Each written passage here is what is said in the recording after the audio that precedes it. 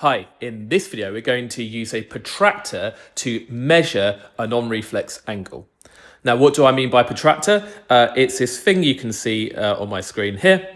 A protractor just allows you to measure an angle that we have. Now we've got these two blue lines here and we want to measure the angle between those two blue lines.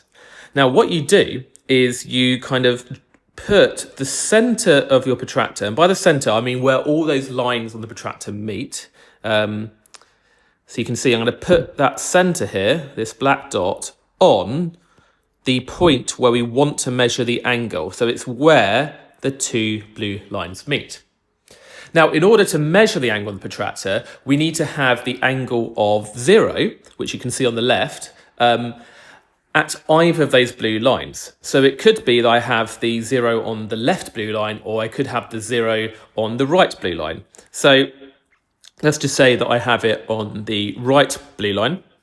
So I'm going to use this red dot to drag my protractor around until the 0 at the bottom, can you see, is lining up with the blue line. Now it might be that, depending on which way your protractor's around, if I reverse the angle direction, can you see this thing at the top? You can see it might be the 180 degrees that's on the bottom blue line.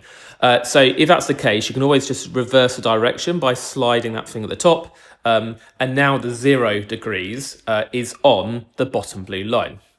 Now, if I go back to my note-taking app, this is the diagram I have, and we want to measure what this angle is between the two blue lines. It's this angle here between the two blue lines.